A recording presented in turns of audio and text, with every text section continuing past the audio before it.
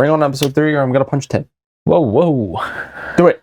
You don't want to. I don't want to do this. Do it now. I don't want to do it, but you're making me. I don't want to do it. Welcome back to the Killer Media Podcast, your home for all things horror, entertainment, and movie reviews. As always, I am Tim. That is Nick. And today, we're going to jump right into 3 segments. Back into our Buried Scream segment. We're going to continue to review Love, Death, Eat, Repeat, but this time issue 2. Then, we're going to move on to, very belated now, but we finally watched each other's Buried Screams from like 3 weeks, 3 weeks ago. So Nick watched The Cottage, and I watched Pumpkinhead. Lastly, we'll talk about It, Welcome to Derry, episode 2, and that will conclude the episode. So hope you enjoyed, and we'll see you next week. Bye. Ha! Psych. So, to start off with the Buried Scream segment, we're going to jump into Love, Death, Eat, Repeat, issue 2. First of all, before we jump in, something came in the mail. Oh, something came in the mail today. Is it? Something came in the mail. D's nuts. I'm just joking. It's D's nuts. Something came in the mail today. You've already fucking... Oh, I framed them. He's already framed it. I framed them, man. All 3 issues. What a nerd. Damn right. All 3 glorious issues of Love, Death, Eat, and Repeat. Physical. Let's get physical up in here. I think... Issue 3. Wait, gotta hold it in order. So you hold number 1. I hold 1, 2, 2, 3. and 3. Yeah. So, creators were lucky enough. We were lucky enough to have them send us 3 physical copies of their comic. I think they're starting to become widely spread soon. And the cool thing about issues 1 and 2, it's their old company logo on it. Oh, before they turned into so that's really nice. Yeah, it's really nice. Collectible. And they said issue 3 is like a very... Except for this one. Issue number 3 has Krakom. their new Krakom Studios. But they did say that one was like a super limited edition test print. So also, issue number 2 specifically? No, 3. Oh, 3 was so they're all very collectible, he said. Nice. Because you can't buy these once they hit the stores. That one's a super limited like print. So once we get a more stable, permanent setup, we will have these in the background on the wall. Oh yeah, you better believe you will see this in the background. Yeah. So we will hang this up, and that's one of our goals is to have a whole backdrop of cool stuff from past episodes specifically. I think past episodes. Once we get an audience, if you want to send us your art, anything, we'll hang it up. Honestly, like that'd be dope. That would be dope. We want to get a big wall and fill it with all kinds of crap that we like. Just spiffing up the joint. Once we get a more permanent setup, that'll be in the future. For now, just know they'll be safe in frames. Thank you again for those. Now, we'll jump into issue 2. And thank you guys for tuning in. Yes, as always. Hit that subscribe button. Do it! Do it. I already failed. No. Don't do it now. Not yet. Not yet. Subscribe at the end. Anyway. Love, Death, Eat, Repeat, issue 2. We find ourselves picking up right off where we left off. Right off where we left off. Yeah, that makes sense. Where did we leave off? Sabrina and a whole crowd of people are walking to like the ball, the little party, the little shindig. So we pick up, they're arriving. She seems drawn to it. Like, yeah, it's her slowly regaining some bits and pieces of her memory. Yeah, like on her own, she's starting to remember her past, like distant past. And then she runs into like a gypsy fortune teller who reminds her of her more recent past, of her death. And then she gets kind of pissed off. And then a lot of people die. Oh, yeah. A lot of people get murdered. And then there seems to be a big trend going on here. Yes. Murder. In that order. Love, death, eat, repeat. She remembers the love and the memories. Then she remembers dying. Then she's hungry.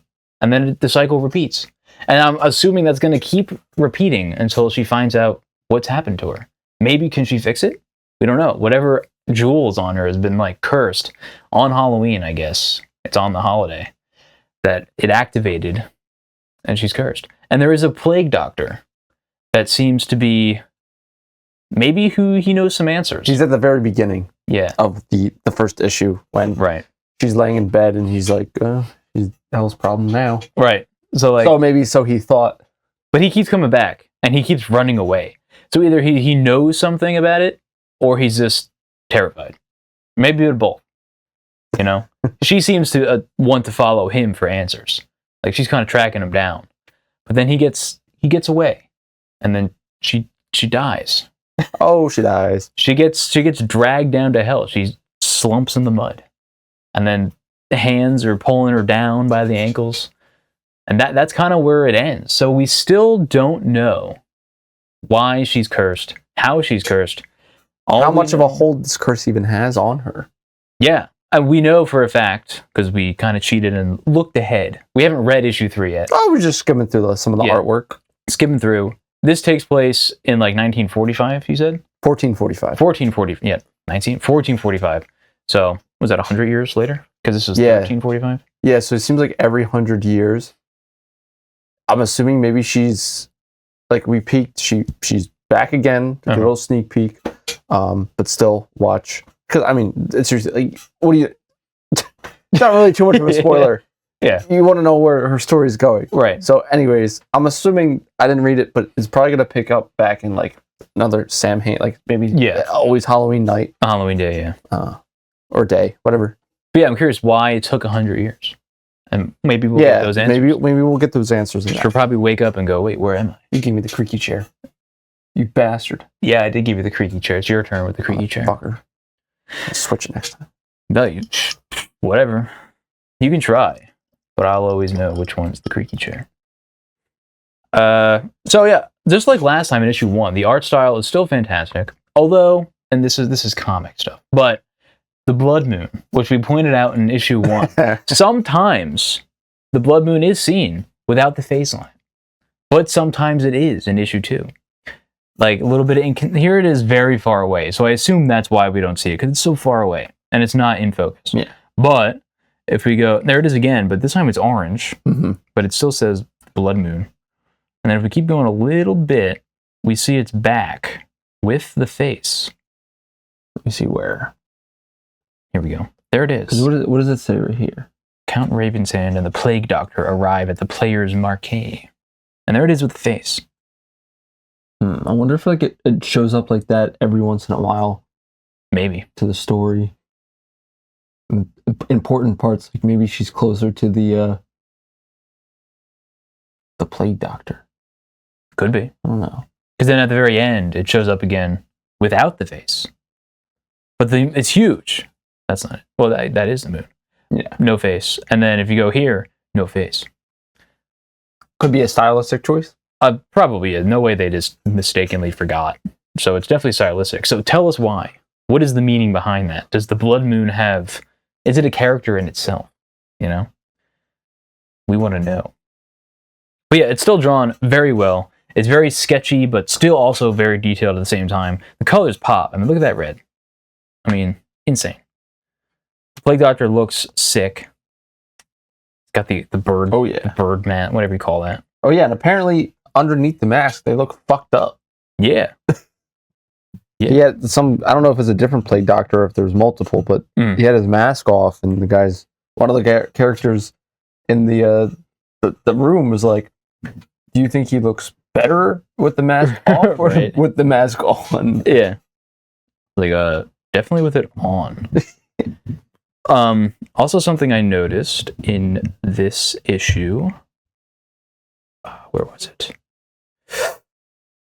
No, I forgot, man.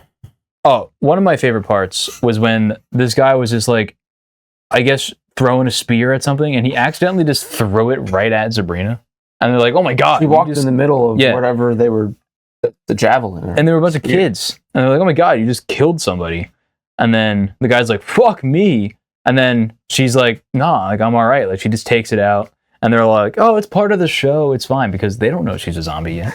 And they're all complimenting her on her makeup because she thinks she's just dressing as a zombie because it's a Halloween-like party. She didn't even kill him, though. And then she throws a pumpkin right at his dick. I know, but she doesn't even kill him at that point. So, like, why is she's not blood? She's, like, slowly kind of, like...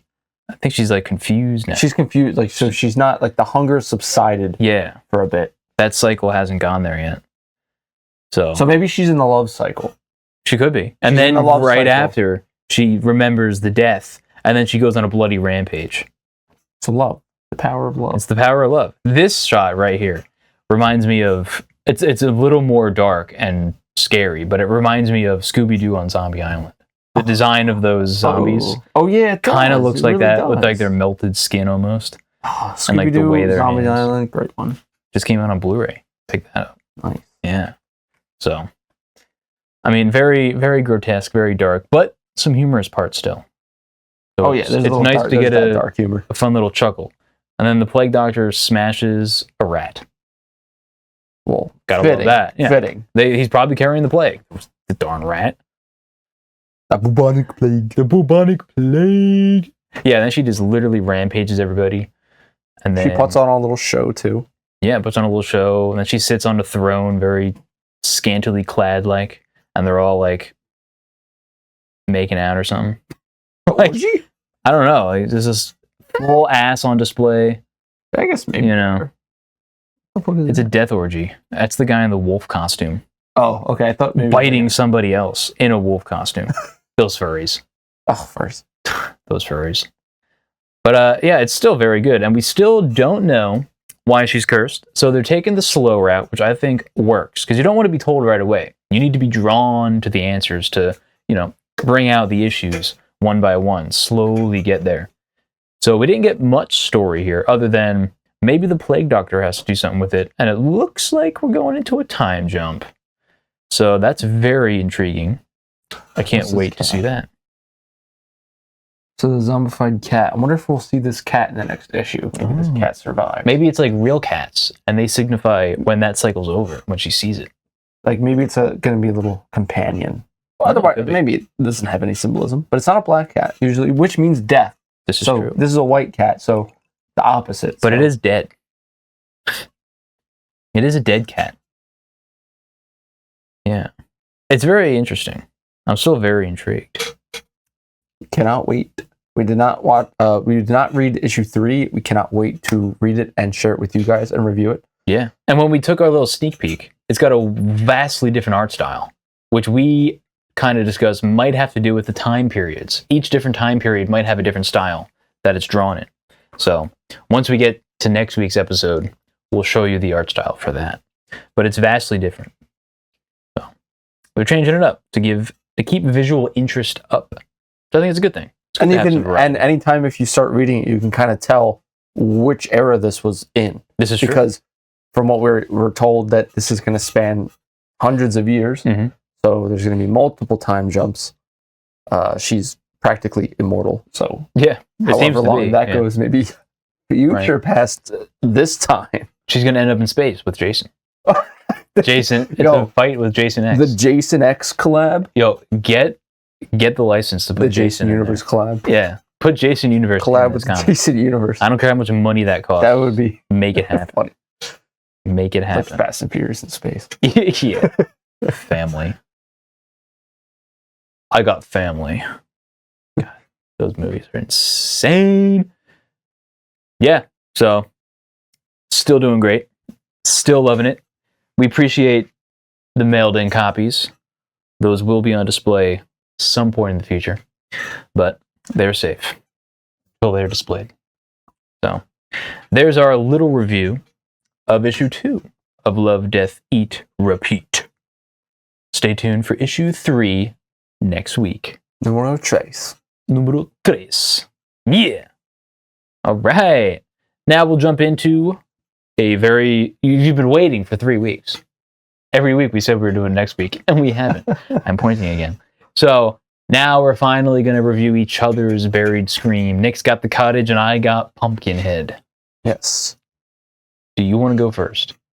I could share. You can go first, but I could share, because it was mine, Pumpkinhead, what the story was. Yeah, if you want to say so the basics of Pumpkinhead was a father's son was killed in a dirt biking accident, and then he takes it upon himself to enact revenge by summoning a pumpkin demon. Yeah. And all hell breaks loose and it attacks them. Pretty much. That's pretty much the gist of it. It's a very simple story. Yeah. But there's a lot in the lore. What did you think of it? I'm giving it a 7. I thought it was pretty good. 7. I thought it was pretty darn good. Now, overall, the acting is kind of shit. Kind of.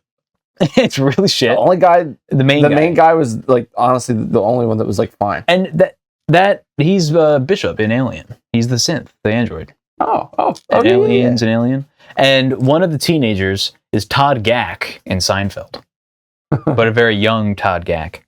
But yeah, a lot of the people are unknown. A lot of the teenagers that got killed, you don't give an F about them. So I don't remember any of their names. The characters themselves were just kind of like not really memorable. No, they're just there to die, basically. But the design of Pumpkinhead is awesome. Yeah, he's got aura. He's reminiscent of a xenomorph because he's got like giant whatever. I've always noticed that. I was like, he definitely looked like an alien. It makes very sense. Alien-like. I think the set pieces looked pretty good. I mean, it kind of felt like, it's very redneck hick. Oh yeah, like the backwoods. Everything. Yeah, like completely backwoods. They amped that up to like 10. But yeah, back to Pumpkinhead. The design of him is awesome. I think his kind of lore and the way he works is really cool. Like he's not just there to kill people. Like if you call upon him to enact revenge on somebody, you're slowly turning into him. Yeah. Like you become Pumpkinhead. And I think that's awesome. It gives him a little bit of depth other than just being a monster killing machine. And it also it's like the only slasher that has like a teachable moment. Revenge is not the answer. You just gotta forgive. You're saying Friday the 13th doesn't have a teachable moment? No, it doesn't. Well, don't go camping, and you won't die. Don't go camping. Don't go camping. But I mean, I thought the story, it's very simple, but it's easily graspable. I didn't find it like slow at all. Like I didn't think it dragged because the beginning is awesome. You have the whole scene with Pumpkinhead. It's like high intense. Oh yeah, that very opening scene was good. Then you have the connects it to him. Yeah, but other than that, I feel like they fumbled. But then you have the loving moment between the dad and the son, so you can easily like connect them. Like you can really see how much he loves his son. Yeah, that I did like. Right. So then they go on, and then the kids on the dirt bike happen, and then he dies. And then that jumps into the revenge story with the witch. So it jumps around. Like it's not, I didn't find it slow. Every like couple minutes had like a big set piece. I didn't really say slow, but it's boring. Like everything, even going from section to section of the plot, it was just kind of boring. No, I disagree. I mean, that's what opinions are. I didn't find it boring. I was invested the whole way. I'm like, oh no, you have to be the same. Just kidding. No, no, Shaggy. You can watch Shaun of the Dead yet? Not yet. Fuck you. I'm busy. I got a lot of shit to watch. Oh yeah. So, I mean, where else am I? Also, along with the design of Pumpkinhead, which is the biggest plus, the other practical effects I thought were awesome. Yeah, I thought some of the kills were good too. And the way they lighted the scenes and the cinematography were really good. And it also drove home the fact, because a lot of people are going to be like, why can't the teenagers just leave? Just like go home. But like the way they shot... I'm assuming Pumpkinhead would just follow them. He most likely would. But How far do you think he would go? Until he gets you.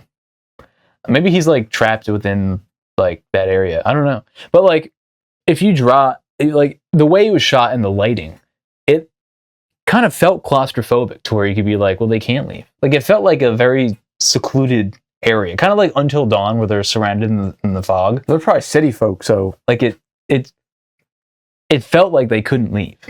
Like the way it was shot. I feel like they didn't even know where to go. Yeah, that too. I'm assuming they were the city folk. They were. Yeah, they were. They don't know where they're going. So yeah. But that even if they wanted to leave, it'd probably be without asking directions, and no one's going to give them directions because they're trapped in their house because they don't want to go out. Yeah, that's very true. And in the beginning, they kind of tie it back in at the end because you're like, why isn't he letting this guy in? Then you find out he kills anybody that he's tasked to kill, plus anybody who gets in his way. Yeah. So he's going to kill just anybody. So everyone is just like, nope. Right. And the design of Pumpkinhead also changes because you can slowly start seeing him become more human-like, turning into whoever called upon him. So it's like very cool. I dug it. I dug it. The witch, creepy. Her house was very creepy. The way she talked. If I give it any more points, I'm not like going that much higher. I think I gave it like You give it a 5.5. Maybe I give it a 6 if I go up. I can live with a 6. I don't think so. Oh, I don't care. Oh, I don't care. I don't care if you approve. Whatever. Tim approved. Well, I'm not going to force you to make it larger. If you don't like it, I can see why. Okay, I'll make it a 7. It's not like Jaws or like The Thing where it's like, all right, you're just wrong. You know? Okay, that's not how that works. Opinions. No, but like those. No, there's a difference. All right, The Thing's a 4. Convince me how I like The Thing. Yeah, it's like you can't. So if someone says something is a 9, somebody says something is a 4. It's gonna take a lot to really convince somebody. But yeah, I want to know why they think it's a 4. You know, like if you're that far, why? Like what? But some people really just don't like certain types of movies, and unfortunately, there's like no middle ground you're gonna ever be able to get. But like the people that I don't like is they'll like dislike one scene and they'll be like 4 out of 10 because of one scene. It's like what? Like an ending of a movie, I can see because the ending can make or break an entire film. Yeah, because it wraps everything up. It's the whole package. So if everything's good and the ending is complete ass, yeah, you'll probably hate the movie because it's not satisfying. But like, sometimes you're like, oh, this character was just so flat and lame, 4 out of 10. But like everything else could have been a 10 out of 10. But you're just throwing it all under. It's like people don't assess movies right. Yeah, I'm myself is still trying to make sure I assess movies correctly because I don't want to. Even if I love a movie, I still want to give credit to the negatives. But like, don't like just bomb it just because I didn't like a certain spot. Like prediction for the Predator movie that we're going to see this Friday. I think I'm going to enjoy watching it. Yeah, but I don't. It looks like it'll be a fun action movie, but like it's definitely not horror at all. I don't think I'm going to. Well, not forget the horror part. I don't think I'm just going to like it. But I think I'll have a fun time watching. I'm just really disappointed that it's not rated R. I don't think they can do so much more with rated R. I don't think you'll notice that it's not rated R. That's what people are saying. Like you won't notice. Just because there's no humans in it. But they do everything else. Maybe. I feel like ratings, though, have gone a little bit more lenient. There's a lot of things back then would have definitely just gotten an R right away. But there's now things that are in PG-13, but they're not now. They said they pushed it to the absolute edge of PG-13. Just because there's no humans in it, it can't be rated R. That's the only reason. There's no humans. Yeah, other girls are synth. Yeah, so I don't think you'll notice. It's green blood and not red. That's why, because it's not red. So I don't think you'll notice it's not rated R. It's still plenty bloody and action-y. So, but that's my review of Pumpkinhead. 7 out of 10. Just mix red and just mix green. No. Hold on. Don't make a fool out of yourself. Just mix blue and yellow, and you get green. There you go. Blue and yellow. And then it's PG-13. Woo woo. Couldn't think for a second. I can see that. Red, blue. I can see that. Broomstick handle. So the cottage. We follow 2 men who have kidnapped a mobster's daughter as they struggle to get ransom money and end up running into someone much worse than who the mobster sends after them. Andy Serkis stars in this film. Yeah. What did you think? What did I give it? I think I gave it a 7 or a 6.5. I gotta look back. I really love this movie. Yeah, it's good, right? It's fucking good. I give it an 8. It's good. This was... It's fun. It's good British humor. It actually made me laugh. I feel like the difference between Andy Serkis and then... What's his name? Oh, shit. You don't have it on here. Yeah, Reese Shearsmith. I liked his character. He's fun. Against Andy Serkis. Because it's the straight man versus like the bumbling guy who just doesn't want to be there. Yeah. He's just like the idiot. And then you find out they're siblings. Right. And then you find out that the other guy that tags along with them is siblings with the female. Yeah. Yeah. It's like, it's crazy. The stuff that happens. And then how one thing after another. I find it so funny at how much, as much as Andy Serkis's character is such an asshole, yeah, you can kind of understand exactly his frustration. Like, come on. Like he keeps messing up. You got the wrong mask. Yeah. It's just complete a big hole. You can see his whole face. You can see his whole face. And then when I forgot their names. David is Andy Serkis. Who's the other one? Yeah, the other one. When he said his name. Oh yeah, when he was interrogating, and he's just looking at him like, really? Like, really? There's a lot of good comedic timing in this. There are. And who knew Andy Serkis could be that funny? Exactly. The only roles that I've noticed him in was obviously Caesar in the newer trilogy for Planet of the Apes. Snoke. There's another There's another Gollum, Lord of the Rings. Oh yeah, We haven't except seen those. You haven't seen them. This guy, and he's in King Kong, the original King Kong, Peter Jackson's King Kong.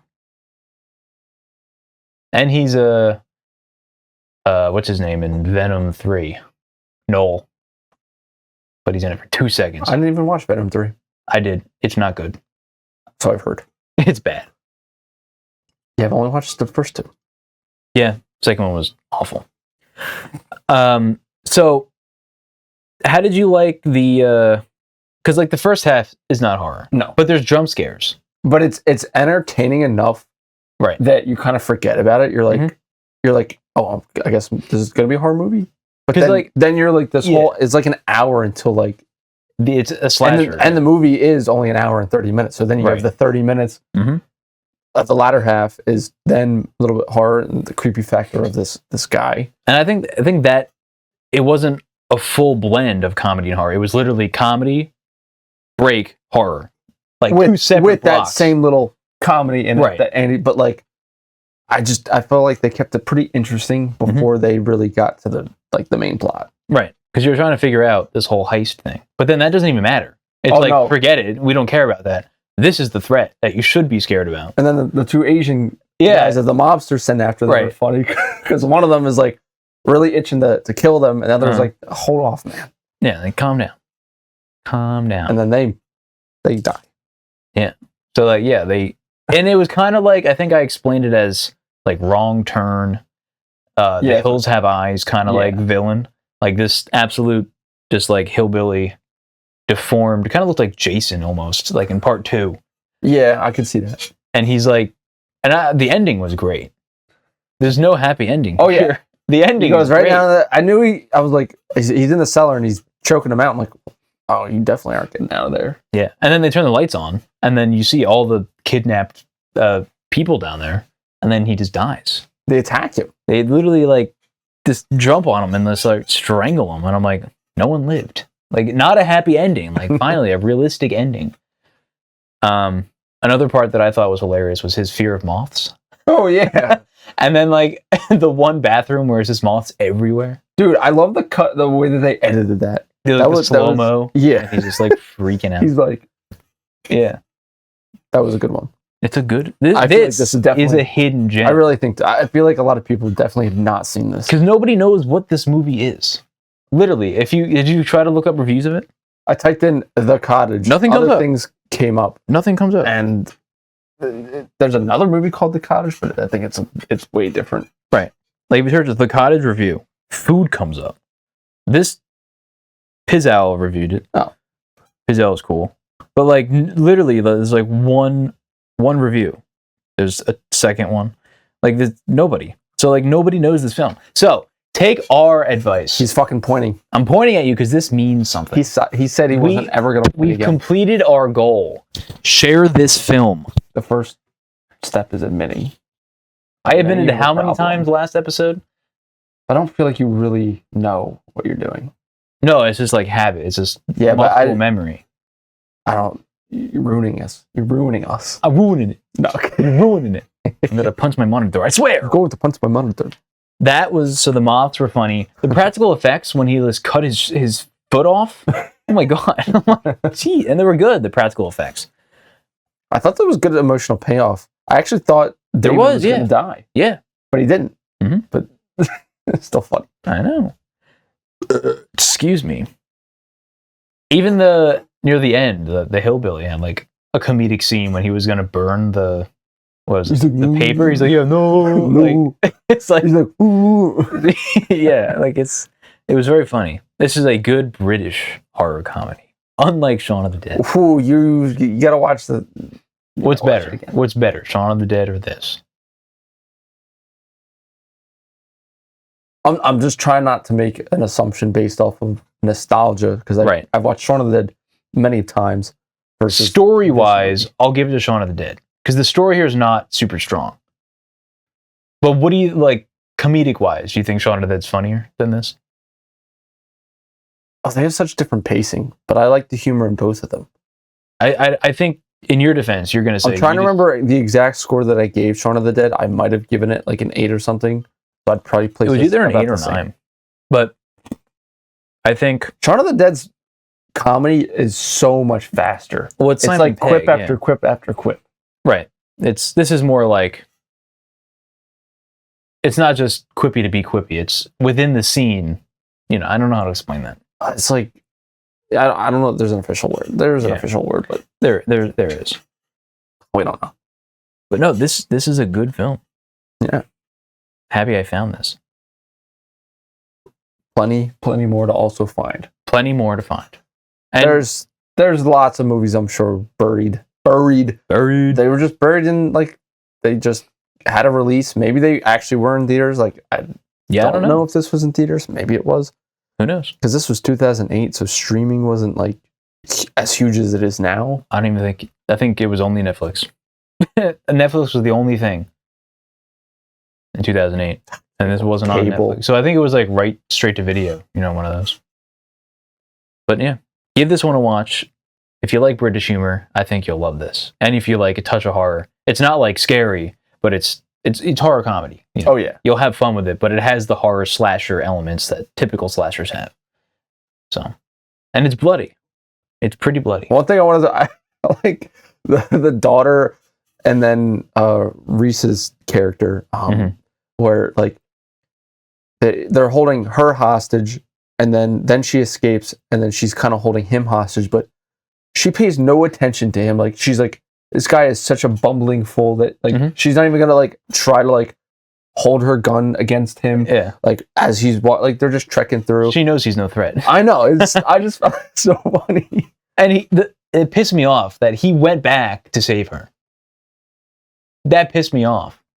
I'm like, all this girl has done to you is harm, and because you're gonna fall for her like apology, like get the fuck even out she made the comment. She's like, yeah, she's like, how you fool? And she's like, yeah, exactly. Like, get out of here. Like that made me angry, but it's in his character, so it makes sense. Yeah, because you know he's not That's something that he would do. He's not an ill-intended person, so he wants to help. Because for whatever reason, because we actually don't even know why. We actually don't even know why, other than the ransom, other than the house. Like why David is in this line of work, but his brother's not. I guess because I think they just need the money, and he needed his help. I think he's just there for the ride. Yeah, that's he wanted the money for the house, and then David wanted to make it work because everybody knows who David is, but nobody knows who his brother is. So that was his in to interrogate and make the deal. But I wonder why. Like he's such a bumbling idiot, and he didn't even want to do this. What really convinced him? Their family, and he's easily convincible. If you ask some stranger, he's just going to want to take your money. You can't trust him. The tissue, and all he wants is the house. The tissues. Yeah. The tissues. It's very funny. Yeah. It's very funny. So, give it a watch and let us know what you think. Next, when you write in the comments what you think of this movie, if you've seen it. If you haven't, give it a watch, then tell us. So, Buried Screams concluded for this episode. Now we're going to jump into it. Welcome to Derry, episode 2. Now that Nick has watched it, on the live stream we did 2 weeks ago now. 2 weeks ahead. Insane. When we did the live stream 2 weeks ago, I had watched it, but Nick had seen part of it. He fell asleep. Whatever. Not because it was boring. Whatever. I was really tired. So he hasn't fully watched it, so we didn't talk about it like really in depth or at all. So now I can finally get some real answers out of him. Super secret spy mission. Super secret spy mission. I love them. Yeah. So, episode 2. We pick up pretty much right where we left off with episode 1. Oh yeah, they even pretty much did like 10 seconds of. We got a flashback. The flashback. Yeah, like the beginning. Because it ended up being a nightmare. Not the scene wasn't a nightmare. She was having a nightmare about what happened in reality. So they actually died and they stayed dead. Thank God. Stakes. But will they stay in the future episodes? We'll find out. Now, to jump in, I don't know, do we want to give like a rundown? It's been out for like 2 weeks already. I mean, if they're tuning in, we'll give a quick rundown. So yeah, and Lucy's her name, right? The Lily. No, the main character is Lily. Yeah, It's Lily. I'm bad with I pulled it up because I was bad with some of these names. So Lily's dealing with all her own personal trauma after seeing her friends literally get mutilated. And then she's being questioned. She's pretty much going to that insane asylum, Juniper Hill. Oh, Juniper Hill. And she's been there before because of her dad.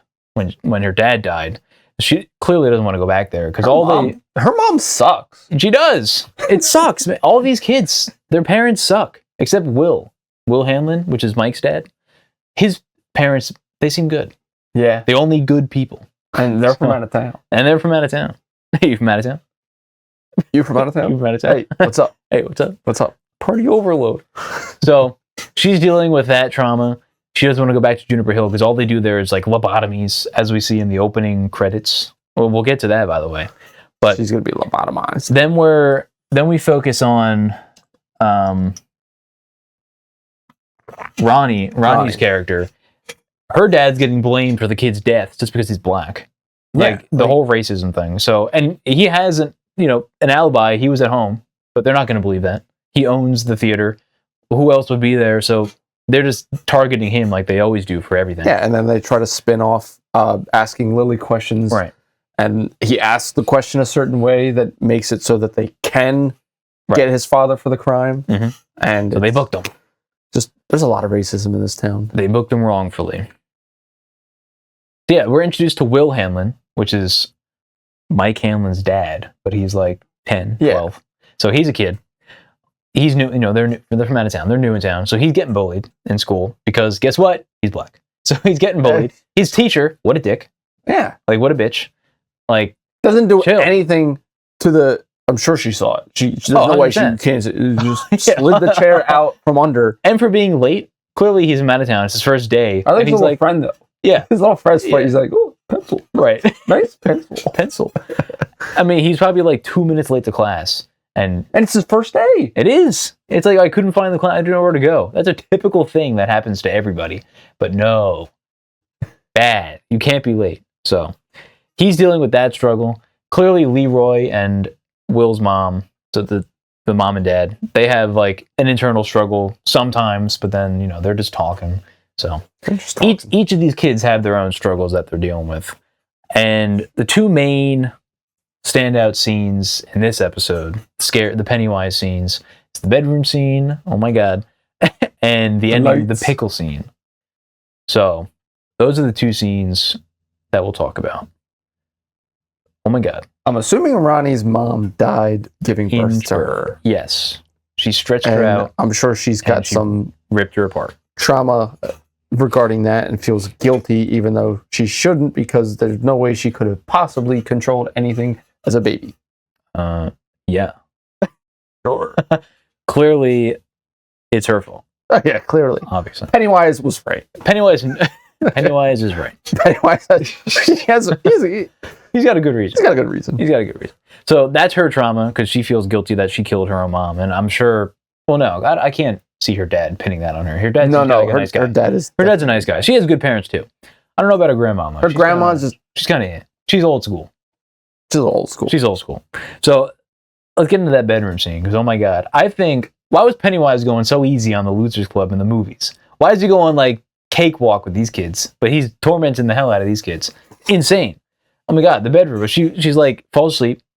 Then she wakes up inside in a womb in the belly of her mom. And I was like, where is she? Like, I had no idea what it was, obviously. Everything's gooey, it's goopy. It's like, what's going on? Then she like breaks out and then she just explodes right out. And then you see it's her mom like giving birth. Yeah, and she starts swinging around. That's like a good scene because you can't see it. Yeah. And then she tries to get away and she realizes like that scene was done really good in terms of like horror, suspension, and showing off Pennywise's fucking creativity in the way he fucking terrorizes before he kills. Right. So he's literally, you're trapped, claustrophobia in itself, trapped somewhere where you have no idea where you are. You thought you were just going to bed. It's like, where am I? Usually the womb is a safe place. Right. Now it's not. No. She's like drowning. She's kind of like under all the liquids, I guess. Yeah. So it's like, it's probably hard to breathe. But she finally claws her way out. She's still attached and she starts getting swung around. And then she's like, all right, I'm far away. I'm good. And then her freaking stomach just opens up a mouth with like sharp teeth. I don't think that was her stomach. Maybe not. So anyway, an area on her body starts opens. I don't think that was her stomach. A large mouth. Think of teeth. And teeth. Starts chomping down on the umbilical cord, pulling her closer and closer. And then it finally snaps. This literally has to like bite the umbilical cord to break it. Ugh. Like the instincts there. It's all nasty. And then she breaks free. And it's not over yet. She goes against the wall, and then her mom gets up in a creepy old fashion, like breaking all her bones and shit. And then he's about to get her, and then the dad opens the door, and then, oh, nothing happened. The dad's like, what's going on here? See no evil. Absolutely insane. Like, that's how you do a good scare. Like, is it scary? No. But it's, put yourself in those shoes. And this is the second time we have, like, a birth. Yeah. So, obviously, your connection with the theme of Pennywise is rebirthing for his for every 27 years definitely plays a part. Right. And I guess when he wakes up from his nap, he doesn't skip a step. He's as good as he was, I guess. He doesn't have to warm up. Like, he's just right in it. He does it for the fun of it. He does it for the fun of it. He's like, I've done this before. Let's amp it up to 100 immediately. I'm not playing with these kids. I want to kill them. Maybe he'll get them. Maybe he'll get down boy. Maybe he'll get them. Maybe he'll get them. It's like, then the second scare at the end, the pickle scare. The pickle scare. That whole scene when Lily walks. Forgot the pickles. When Lily walks into the grocery store, you're like, all right, grocery store, and then you're starting to put together that it's like a maze. Like she's literally like in a Pac-Man maze. Like she keeps turning the corners, and then there's shelves right behind her, and you're like, what's going on here? Like they slide in the frame, and they're like, okay.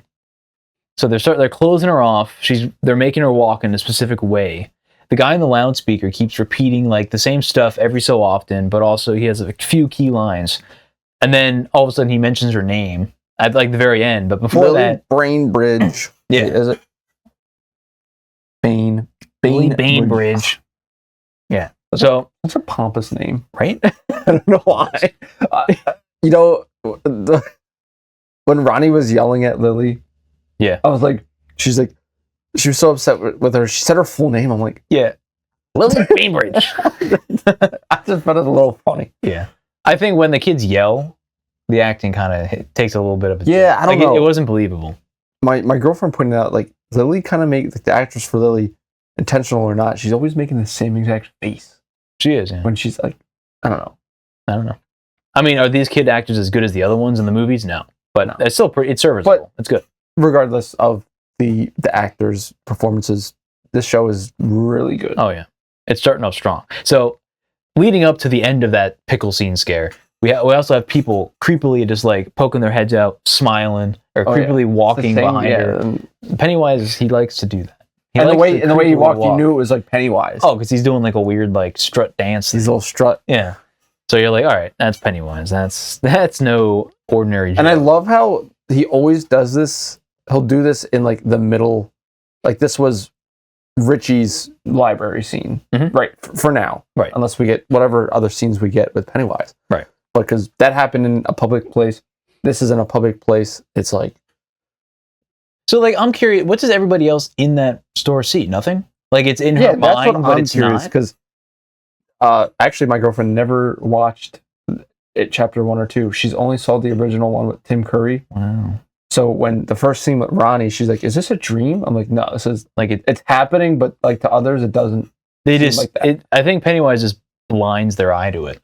Like they can see it, but they don't acknowledge it because he's fogging their scent or whatever. I don't know what it is. Yeah, because like I'm assuming she's still walking around the store, so like other people would have to see her. And some people like were normal and they were looking at her weirdly, like in some scenes, quickly. Like they weren't acting weird. The other. They probably could have been looking at her because of the events of what actually happened. They could have been, yeah. So that fear just kind of escalated. Like at first, maybe it was like somebody looking because it wasn't Pennywise. Right. And then that fear of her thinking she's being watched kind of amplifies it. Maybe that's what gives more power. Yeah. Because as soon as she starts to feel like that insecurity, that's as soon as when Pennywise starts to hit. It gets worse, yeah. Yeah, it could be. It's a build-up. The more scared you are, the powerful he is, and the tastier you are. So at the end, she goes to the pickle aisle. There's like 1,000 pickle jars. And obviously the story of her dad, which again, she feels guilty for, because she made him go back. He died in a pickle jar. Yeah. So her dad works at a pickle factory. She lost a toy. She thought she left it in the factory. Her dad went all the way back just to look for it. A mishap. He fell into one of like the grinders, I guess, and died. Like tragic death. Awful. So she feels guilty because she made him go back. And then all the kids make fun of her that her dad's in all these pickle jars, like body piece by body part. So that's what fucking fucked up. it is. What kind of spread that rumor? That? So Pennywise obviously knows she doesn't like that rumor because it's not true, but she knows it. He knows it's pretty scary for her. So what does he do? He makes it reality. So his freaking face is in a pickle jar, and he looks all decrepit and like zombified. And then his hands are in the other one. Then he turns into like a squid monster, and he's like when they all fucking break, and then he turns into. And then he's like sucking her face with like a tentacle. Ugh, it's disgusting. He's like, just give Daddy a kiss. It's like Pennywise. No thanks. It's like, ugh. The tentacle literally goes in her mouth, like. Yeah. It's nasty, but it's so good. Yeah, for like, those it's so who good. have not seen, maybe you're just kind of don't care about spoilers, but if you want to watch further, just be prepared. It's gonna get nasty. There's some nasty stuff. Yeah. So kids be dying. If you're queasy when eating and watching movies, TV, probably don't eat. Yeah. Or if you're going to, have some calamari. Oh yeah. That'll be good. Yeah. Ooh, a lot of tentacles. A lot of tendrils. No, what's with that shop clerk where out in the pharmacy? Yeah. Outside? No. With Damn. Mike's I forget the name. The mom? Yeah. Oh, the guy who calls him, my nickname's like Cleaver and whatever. No, the other one. The girl. The woman. Woman? Yeah, it's a woman. I forgot. Not a true fan. What's her name? The woman. The clerk. The woman. I don't know what you mean. In the meat store? No, where he got the telescope. The Indian? Are the Indians? The tribe. Yeah. The tribal people. That tribe. Sorry, I don't know the term for that. But yeah, she seemed kind of odd. I thought she was like, is that Pennywise? She seemed weird. But she's not, because they want to fight Pennywise too. Like those are the Shakwapia people in Chapter 2 that they mentioned that tried to defeat him first, but they lost and they died. Oh, I think they comes from? Yeah, I think she's one of the Shakwapia. So they have an age-long rivalry against Pennywise too. But she did seem like odd. I don't think that was Pennywise, but like I don't think it was. The way she was acting, like she wasn't moving. Like she had a weird facial expression. And the way she talked was a little odd to me. Right. I thought it was bad acting, but no way you're gonna let that fly. That's like intentional. So it was like fake. Right. If you've seen some of the trailers, there's a male guy in one of the tribes. And I think they're in the same tribe. I don't know what it is. But they're the Shakwapia. Shakwapia. So they're part of their gang, so we'll get introduced to them soon. But yeah, I don't know what her angle is quite yet. But they have something to do with that. But the military. We finally know what their plan is. We know their super secret spy mission. They want to weaponize Pennywise to fight the Cubans. Of course they do. Honestly, I think it's a great idea. It's a very reasonable idea. They don't know who Pennywise is yet. They don't know what he is. Dick Halloran probably sensed something that he has the Shining, so I'm sure he can sense like something here. It's conjuring up a lot of fear. I'm sure that's where they got that idea from. So they want to find the object and just use it. But I'm sure once they uncover it further and they go in the Neibolt house, they're going to find out Pennywise is a thing and he's going to fuck up their shit. Oh yeah, no, they're not surviving. Die. They're not going to. That plan is classic not going to go revenge for military trying to weaponize anything that they can get their hands on. And like, if they go through with it and it actually works and that's what stops the Cuban crisis, awful bad. You're going into alien Earth territory. Like, don't do that. Do not have them succeed. Do not have Pennywise as like a capture. Bad. Pennywise needs locked up. Yeah. Dancing. Yeah. Pennywise needs to go like, oh, you want to use me? No, that's not how it works. I'm gonna kill you. And he's just gonna mess up their shit. Like I want to hear the conversation between them though. Kind of talking to Pennywise. He's like, hey, there's a clown down here. They have no idea. They have no clue what to fucking make of him. Like, See, this is the kind of scene where you have like those badass scenes, like in like, let's say the Predator, like it's a one-on-one and the human has no idea what that is, but they think they're stronger. So they take a punch and it does literally jack shit. And then they just get wrecked. Like, I'm assuming I want it to be like that. Like, you can't defeat Pennywise in that set. Like, the Losers Club barely was able to do it. Exactly. But because they banded together, they were able to defeat it. I know military is banding together like this. Yeah, no. They do have a lot of camaraderie, but they don't know what they're fighting against. Yeah. I'm sure they're going to unload tons of bullets into Pennywise. And he's just going to fake die. And then he's just going to get up and just kill them all. See, I'm a little iffy. I kind of don't want them to interact with him like that. I don't know. It feels a little cheesy. Not if he messes up their day. Not if he just kills them all in a sick fashion. That'd be awesome. I want them to not even know what's happening. I don't want him to just like show himself and he just strolls in and just starts killing them. But like, I want them to not even really realize what is actually happening and that it is Pennywise. It kind of just happens. You know what I mean? No, there's a few ways where that idea, like my idea, wouldn't work. Because first of all, they have no idea what it is, obviously, but they have a sense of what he is. Other adults don't. So why do they have the ability to know what's going on secretly? Yeah. Will they be scared of him because they're not kids? And if they're not scared of him, Pennywise can't do anything. Because clearly, if you say you're a clown, he just dies. Yeah. So how are they going to do that? Unless they are scared because they don't know what they're up against. And he catches them by surprise, I guess, or he just kills them and he doesn't eat them. The Losers Club are the only ones to survive as kids and then come back 27 years later and face Pennywise again. Right. And obviously Pennywise doesn't just show himself to adults because they're just not as easily or appetizing for whatever reason. So he chooses kids, but like the Losers Club still kind of had those fears coming back because they weren't sure if he survived. So maybe that's kind of what brought it back, Pennywise, kind of. Maybe. In the Losers Club. Maybe. But yeah, it's a very interesting plot point that they're trying to weaponize Pennywise to stop the Cuban Missile Crisis. Now, like, they're going to fail. Like, obviously, they have to fail. And obviously, the Cuban Missile Crisis doesn't happen. Because in the movies, the whole world will be in a nuclear fallout.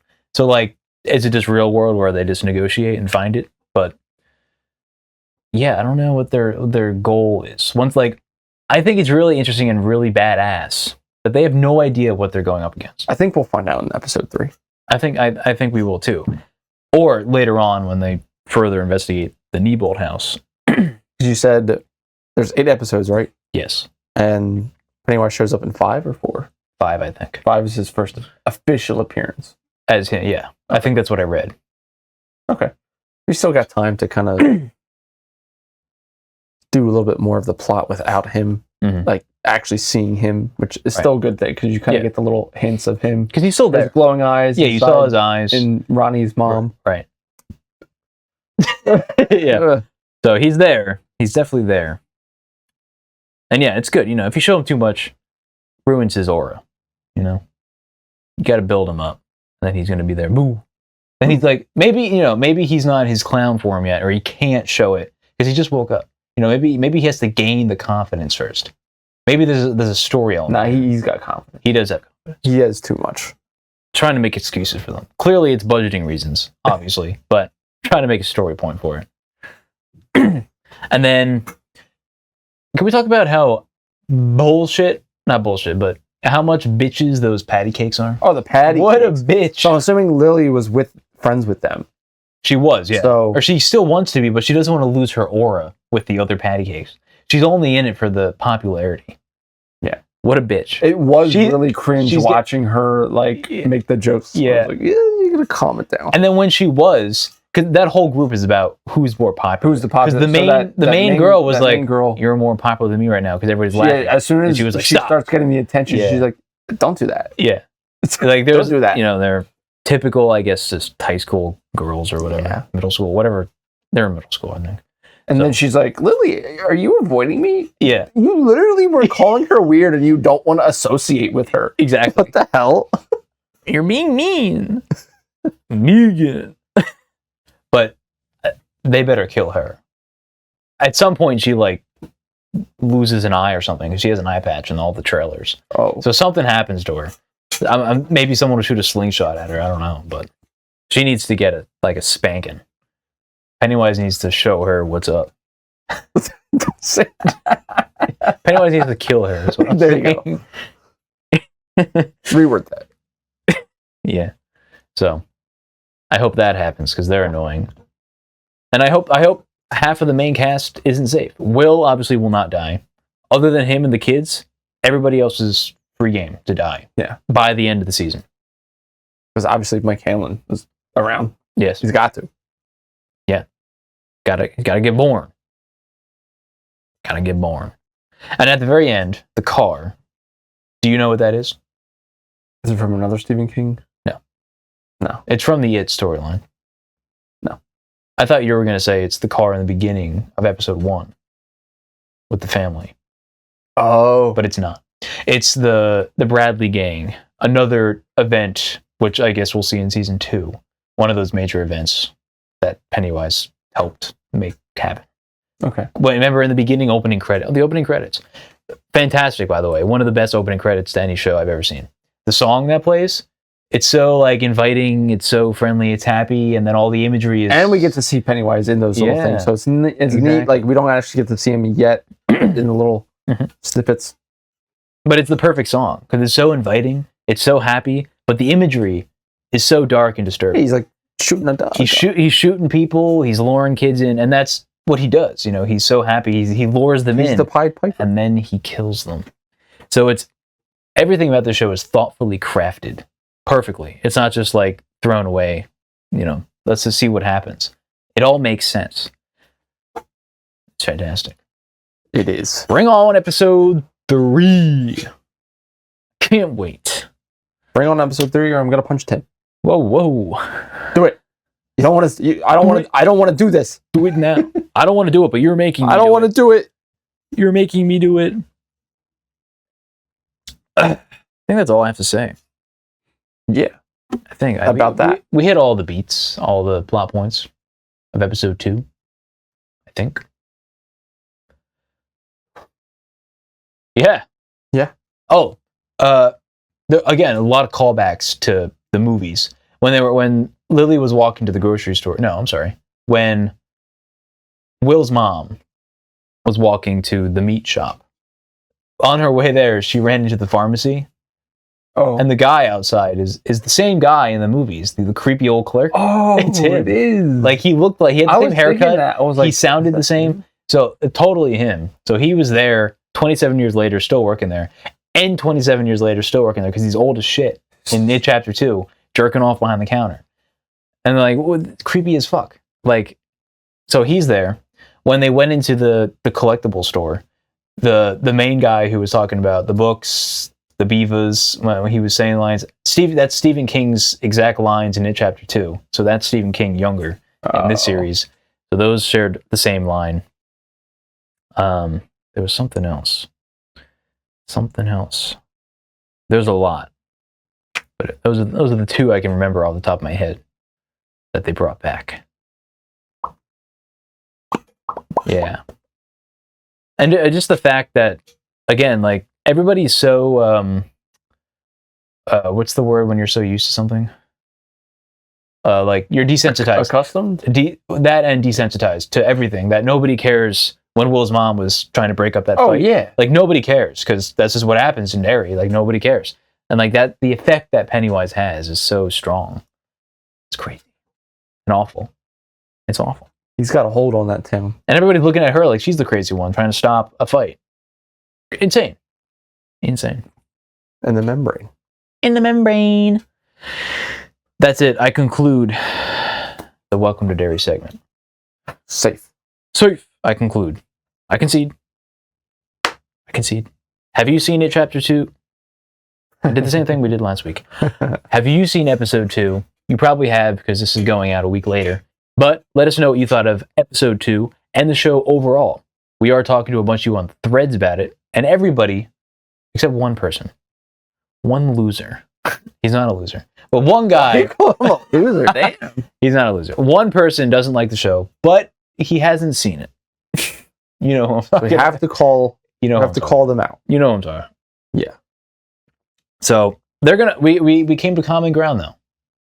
We worked it out. He's gonna watch. He's never seen any of the movies, but he's saying the show's bad because it's all copy and paste. It's the same story. So like that's what we're confused about. Is you're saying that it's the same thing, but you didn't see. Maybe did he say that he saw the original Tim Curry? I don't know. He might have seen that one, but he hadn't seen the two new movies. Did he read the books? I don't know. But like, if you haven't even watched it, you can't say it's the same thing if you've never actually watched it. And like, yeah, it's the same thing because it's the same story, it's the same lore, but they're expanding upon it. They're doing a whole bunch of stuff. There's a lot. The book is huge. Yeah. There's a lot of things that they can't flesh out all in just 2-hour movies. Exactly. They got to do it at least on the little screen, and even then, that's a lot. Yeah, 3 seasons you have to do, like 24 hours. That's crazy. So until then, it's okay if you don't like the show. You have an opinion, but you can't say anything unless you watched it. Yeah, and because he was claiming it's just copy and paste from the book. Like, you could say it doesn't look good, so that might disparage you from doing it, but you can't say it's not original because it's from the book. It's a brand new story taken from a major plot point in the book that's happened way in the past. They don't focus on it. They just mention it. So they're making a brand new story of it. He's like, that's fanfic. Like, it's not. But anyway, he's going to watch it, and he said he's going to get back to us if he likes it. He said if he's wrong, he'll eat a crow. So eat a crow. Maybe we'll change. Stop trying to hold hands. Maybe he'll change his mind. That's all we can hope for. So maybe we'll change somebody's mind. It's always the goal. If you don't like, if you do like it, then you have to butt chug some jankum. Yeah, ready to butt chug some jankum in the quad. Anyone knows where that's from? Ranch it up. Remember that picture that I have on the ranch? Yeah. Ranch it up. Yeah, ranch it up. Pizza ball. That's all right stuff. Once again, we want to interview Andy and Barbara Muschietti because we need to talk to you. I need to know your thoughts on the show. Talk. We just want to talk. Well, I just want to talk. Nothing else. It makes you seem like you want to like hurt them. I don't want to hurt them. I need to know what's in their brains and how they made this happen. The birth scene? What kind of mind do you have to make that happen? Like, how did that even come to fruition? You know, I need to know. So everybody watching, whether this is on YouTube, TikTok, Instagram, find out how to contact them and bring them to us so we can interview them. We need your help. That point was meant to be there because we need your help. We want you. So if that's help us out. Help. That's going to do it for episode 54. Don't forget to subscribe at this point because we're so close. Now you can survive. Now you have my permission to subscribe. We're so close to 250. We're at 244 as of recording this right now. Our goal right now is at 500, but 250 is a nice little pace to set. You know why? Because it's half of 500. What? It is? Yeah, quick maths. So help us get to 250, and then after that, help us get to 500, you know? We'd like that. And hit that notification bell so you know when we post. We post daily trivia on Instagram. We post daily short videos broken down from these episodes across all 3 forms of social media, which is YouTube, Instagram, and TikTok. And we try to keep you updated with everything as they come out. So yeah, we thank you, and we appreciate you, and we love you. Now you're pointing. I got him. So, thank you, and we'll see you next week. Nah.